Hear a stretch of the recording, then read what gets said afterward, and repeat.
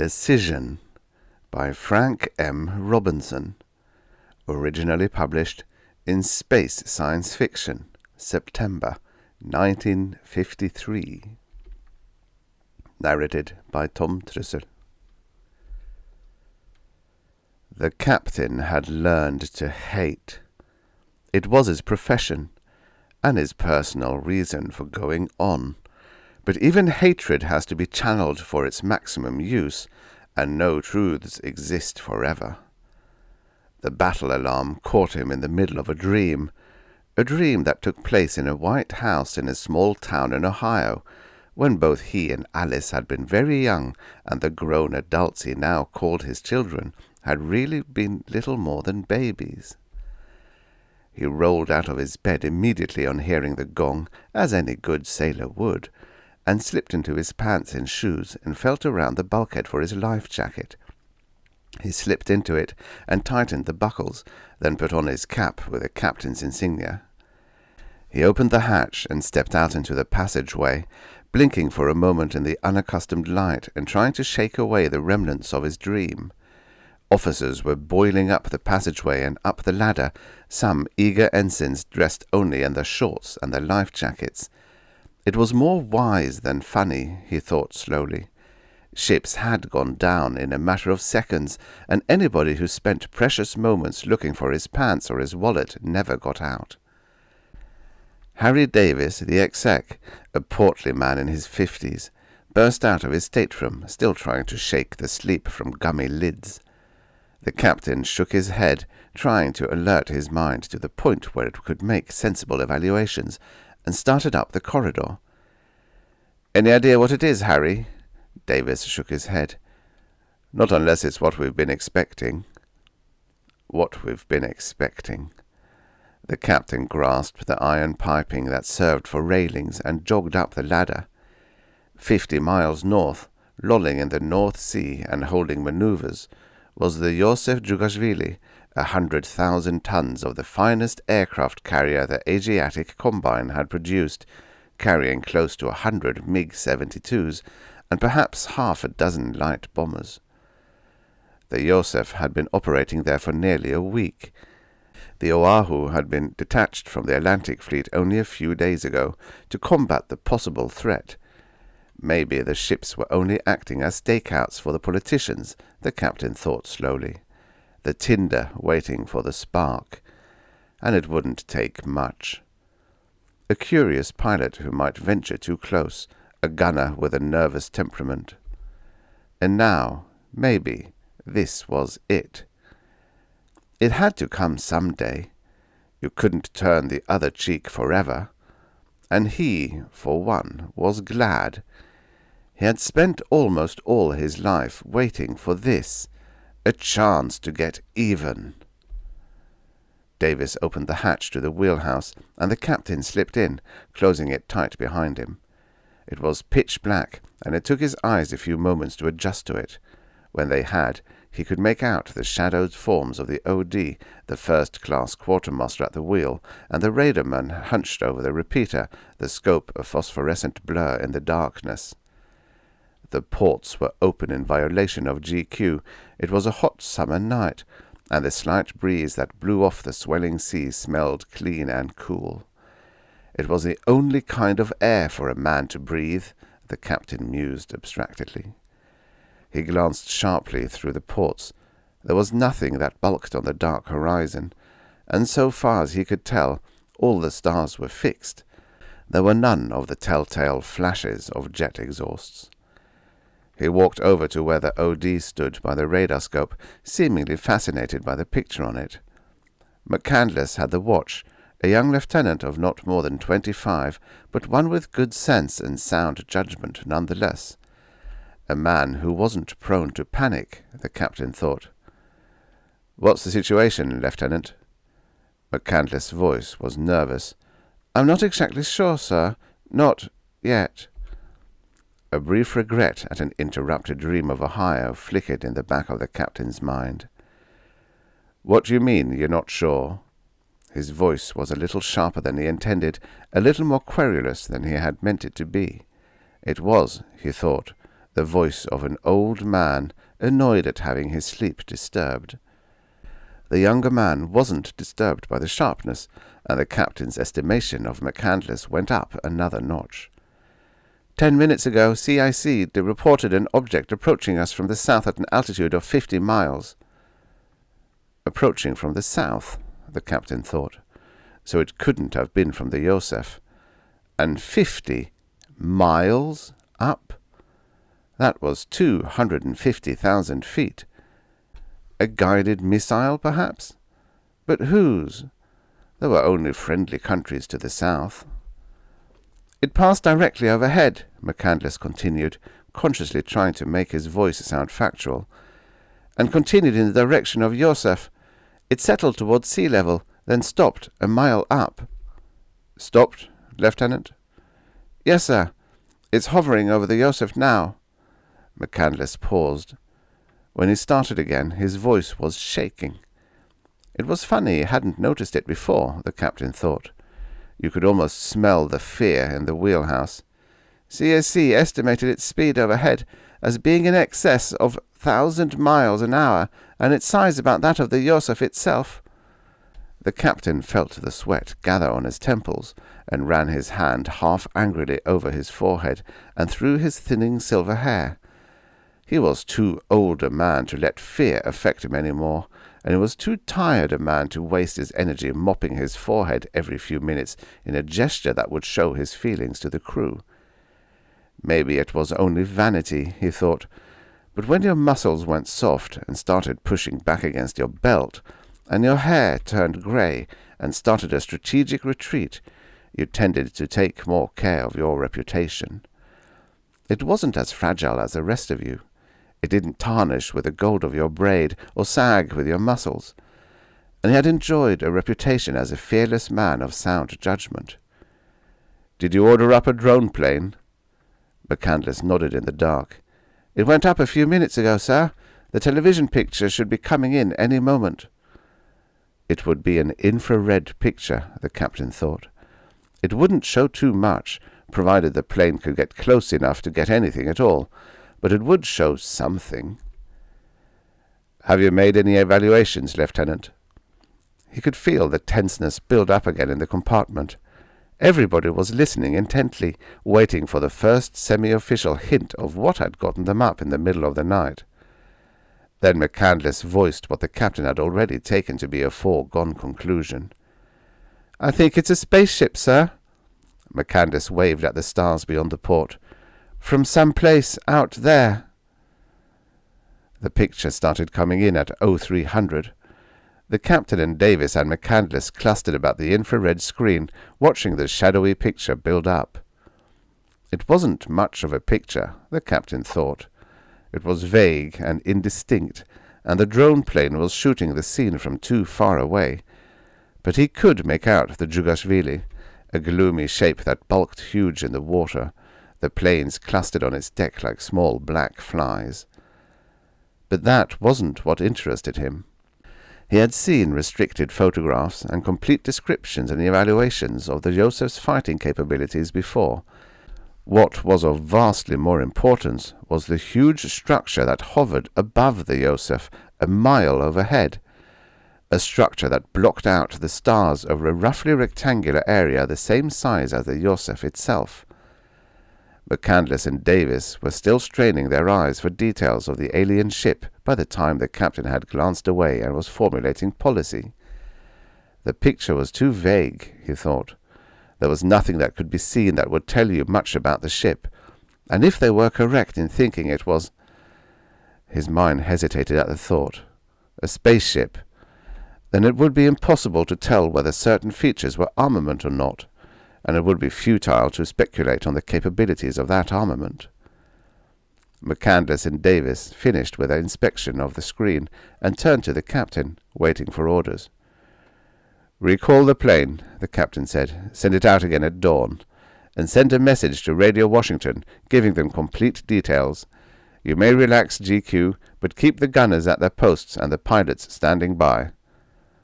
The fantastic became far more real when you dealt with it matter-of-factly, he thought. He started for the hatch. "I'll expect you down for breakfast," he said to Davis. "You too, Lieutenant. You've been in on this from the start. You know more than the rest of us." Which was quite enough flattery for a young lieutenant in one day, he thought.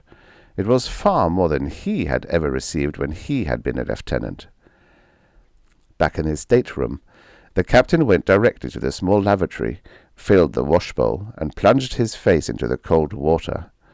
He was getting old, he thought for the 100th time that morning. Creeping old age, where you still awoke readily enough, but found it more and more difficult to keep awake. You couldn't rid yourself of the temptation of going back to bed and dreaming again. Dreaming, perhaps, of an Ohio town that his own imagination had gilded and varnished and adorned, until sometimes he thought it existed only in his imagination and not in reality at all. He scrubbed at his face until a tingle of alertness came to it, then went back to the main compartment. The steward had laid out the silver, and Davis and McCandless were already there.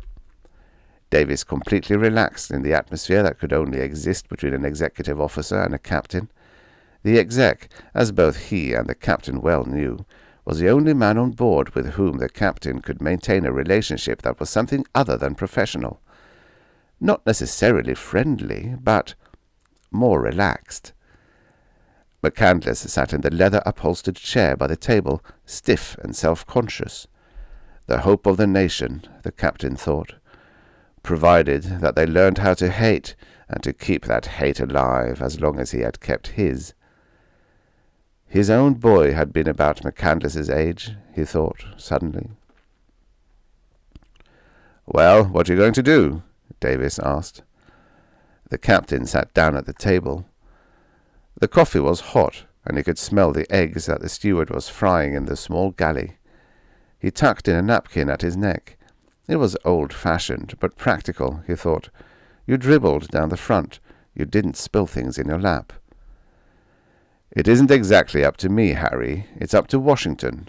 He poured out 3 cups of coffee and handed one to Davis and one to McCandless. The lieutenant clutched the cup in a death-like grip, as if the ship were doing 40-degree rolls and he might lose it any minute. "I asked you up to breakfast to get your ideas on it. I have my own, but on something like this, anybody's ideas are as good as mine, maybe better." Davis frowned and rubbed the tip of his nose thoughtfully. "Well, it looks to me, Bill, as if we have a situation here where an unknown ship from somewhere, I'm not saying where, has investigated 2 ships and maneuvers, and finally chosen to hover over one, for what reasons we don't know. To me it looks like the only thing we can do is notify Washington and stand by for orders." Great God, the captain thought, disgusted. There was nothing worse than a commander bucking for 4 stripes. A more cautious man didn't exist on the face of the earth, nor, possibly, a more fearful one. Fear that whatever decision you made would be the wrong one, and the promotion board would pass you by. So you carefully avoided making any decisions at all. He had been the same way himself. You salved your lack of guts with the knowledge that once you made captain, things would be different, and you could assert yourself, be the man you had always considered yourself to be. Only, once you became a captain, things didn't change a bit, because then you were trying to get the promotion board to recommend you for admiral. The only men in the Navy who had any guts were the young men who didn't know any better, and the old bastards who had made admiral and no longer had any ambition as far as rank went. He turned to McCandless. "You, Lieutenant?" McCandless licked dry lips. "I think it's from out in space, sir.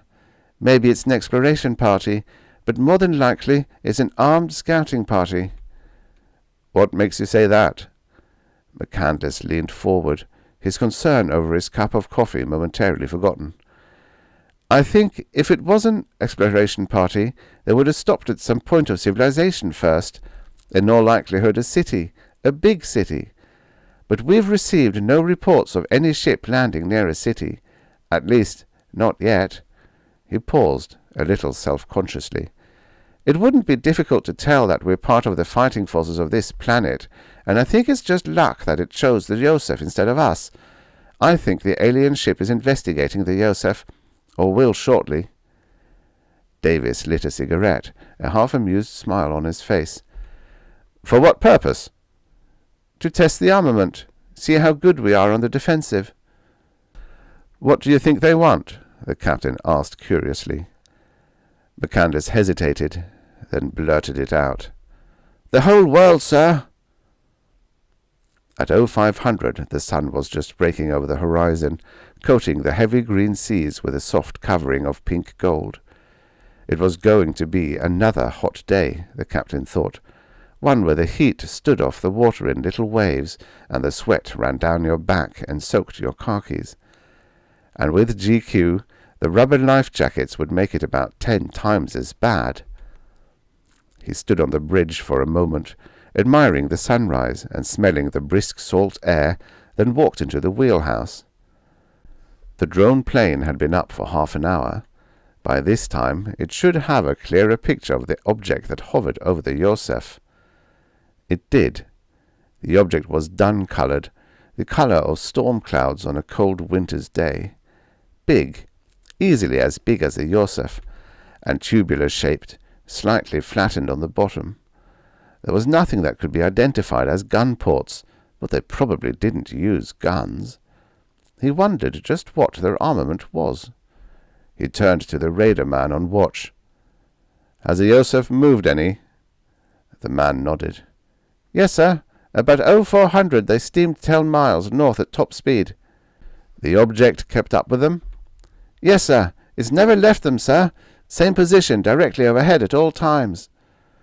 The captain of the Yosef must have realized that he couldn't get away from his overhead observer, and probably froze in position, afraid of what would happen if he continued to run for it.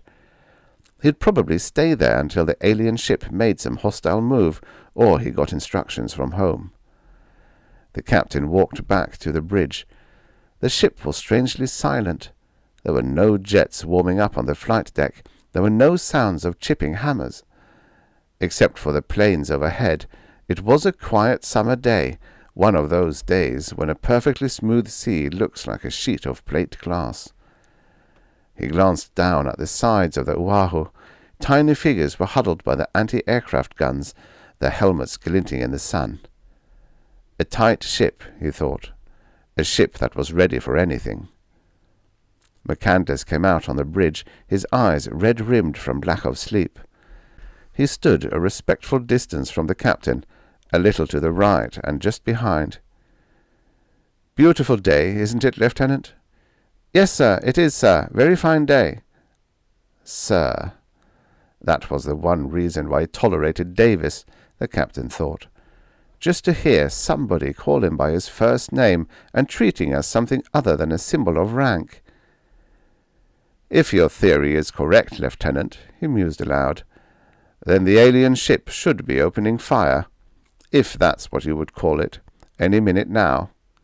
"Yes, sir." McCandless brushed his mouth with his hand, probably surreptitiously removing a wad of gum, the captain thought. "I was wondering what you would do, sir, if the alien ship opens fire on the Yosef."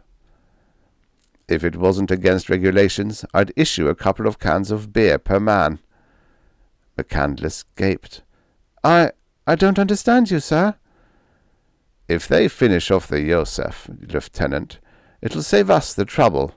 For my money, I'd be tickled pink if the Combine sent reinforcements and it really developed into a fracas."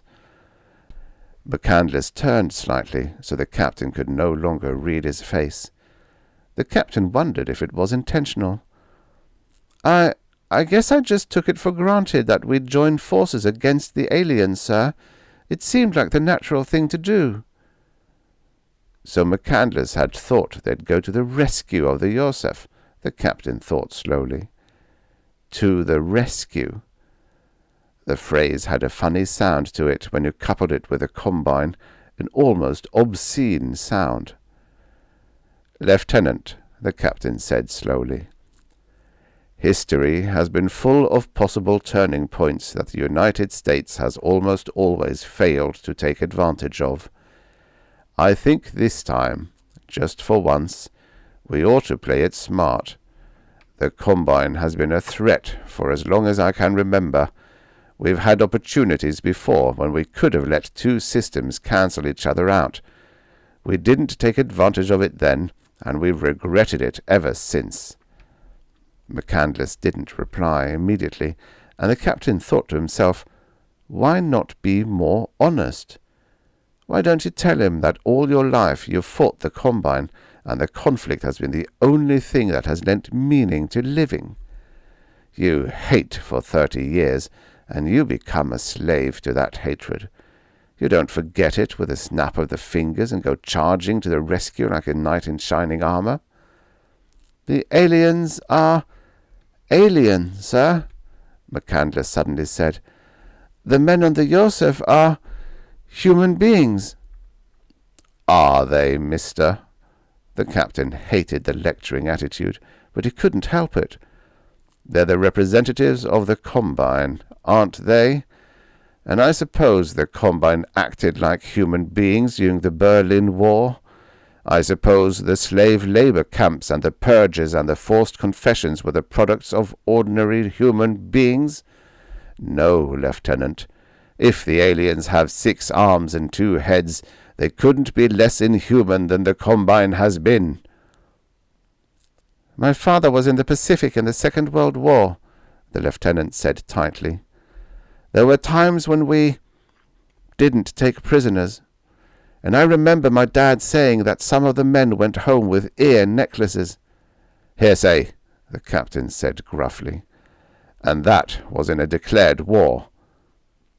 And then he wondered just how valid the distinction was. There were, he supposed, sadists on both sides. And then it came down to who committed the first cruelty, and just how should you rank them?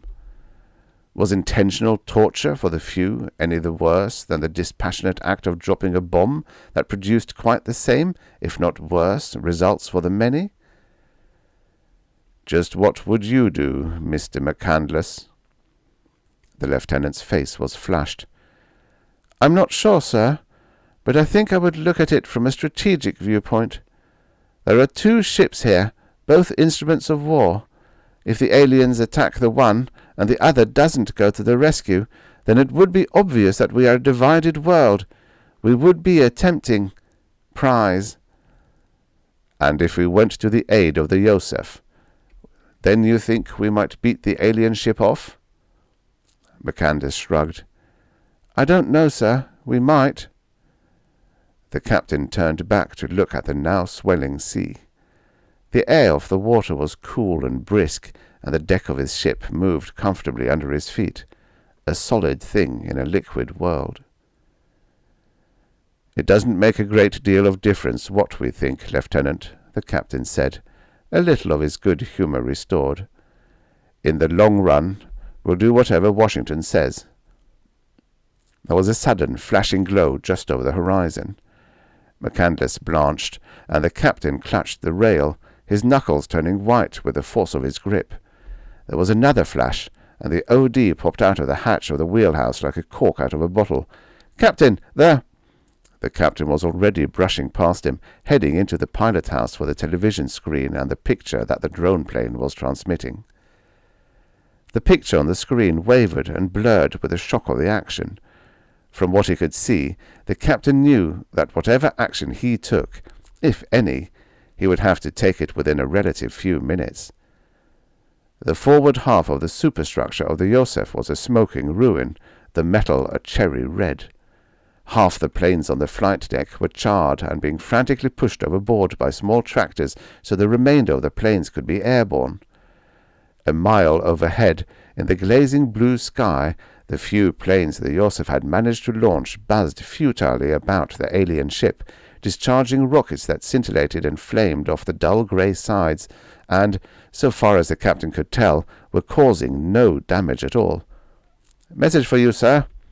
He felt the clipboard being pushed into his hand, then glanced down. It was difficult to read without his glasses, but he could make it out. "Unusual. Do nothing rash. Your discretion." Some cautious pen-pusher behind a desk, he thought chaotically. Somebody for whom Miles had lent safety and detachment. His discretion. It was his responsibility. Commander Davis was at his elbow. "The Yosef's starting to list, Captain." "I can see that," he half snarled. He wouldn't feel pity if the Yosef went down, he thought fiercely. It would be good riddance, one less carrier that they would have to worry about at some future date.